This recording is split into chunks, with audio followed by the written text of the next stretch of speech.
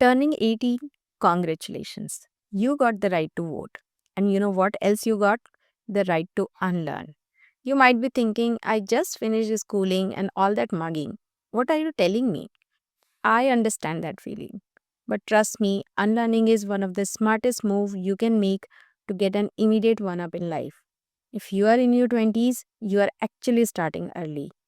Many people don't realize the power of unlearning even in their 30s or 40s. Consider this as an early wake up call. So, why unlearning matters?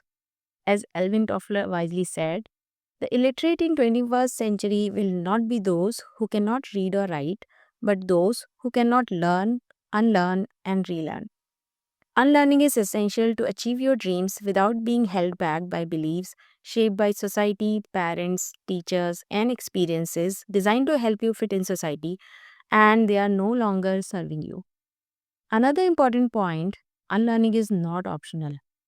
Even if you ignore it now, life will eventually force it on you. When challenges and hardship come, we are pushed to unlearn and relearn. Until then, our growth is on hold. So, what we learn that is not serving us. A person's thought and decision are largely shaped by beliefs, habits, and assumption. These topics are out of syllabus in school. So, the real question here is where did we learn them from? So, we learn them while growing up.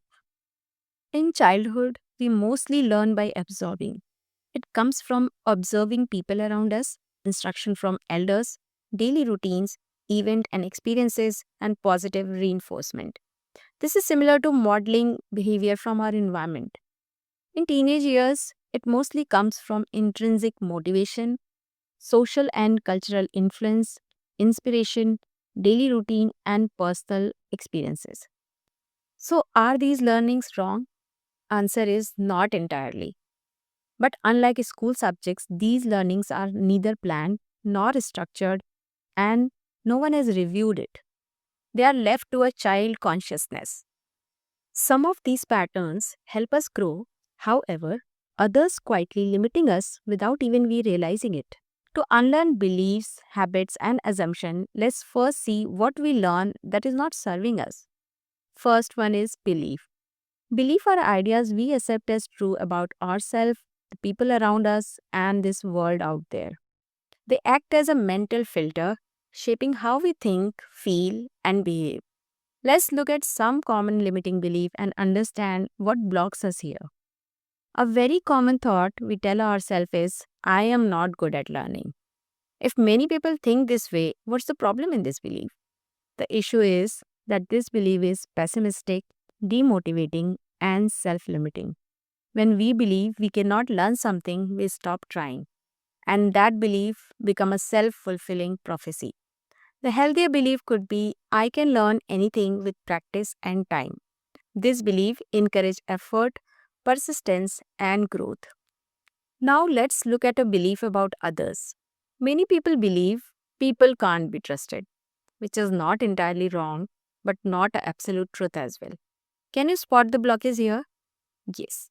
It's generalized and label whole population, which is not true. It reduces our meaningful relationships in life, it limits our collaboration, and it hold back growth as a team player or a leader. That means a lot of opportunity. The more balanced belief could be trust should be built wisely. It's not given instantly, and we need to test before we trust. So, we understood here healthy beliefs are neutral, flexible, and based on reality, and they are not linked to fear, past pain, or assumptions. Next is habit. Habit are behaviors we perform automatically, the routine we follow without much conscious thinking.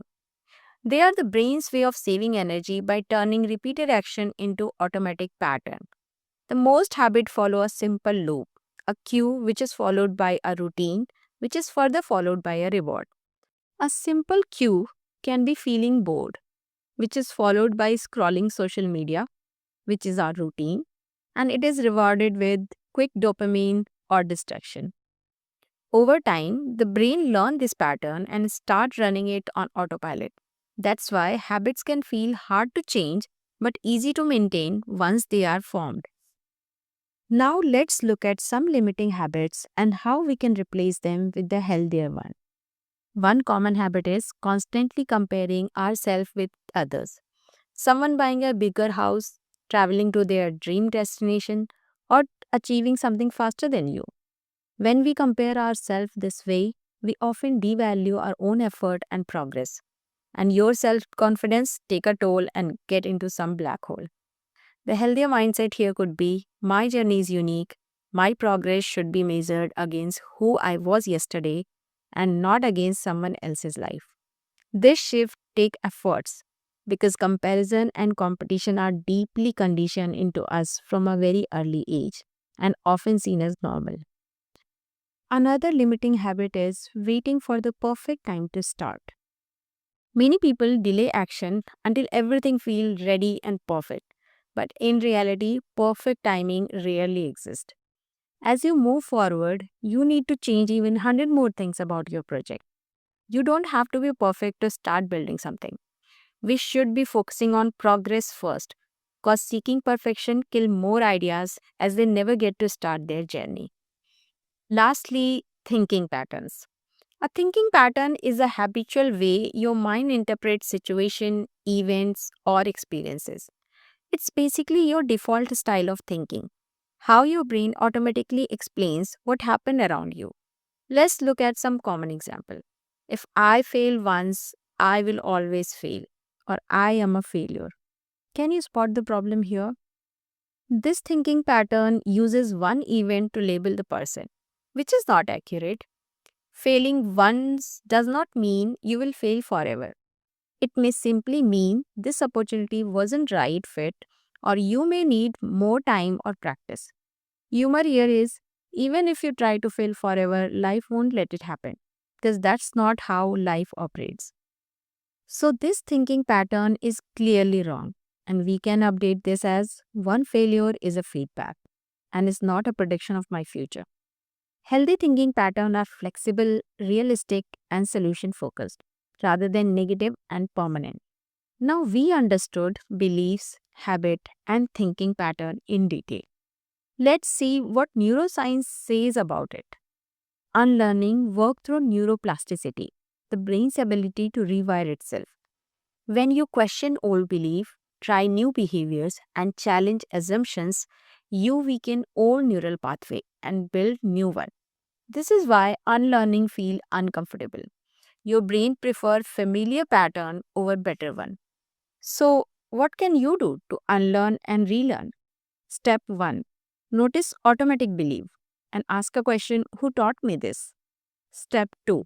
Challenge the belief by asking is this always true? Step 3. Replace with evidence based thinking. If I say I always fail, I need to replace it with I am still learning. Step 4. Repeat new behavior. Repetition rewire the brain. Remember, learning adds knowledge and unlearning remove the limits holding you back. Sometimes the smartest thing you can do is not learning more, but releasing what no longer serving you. If this video made you think differently, congratulations. Your unlearning has already begun.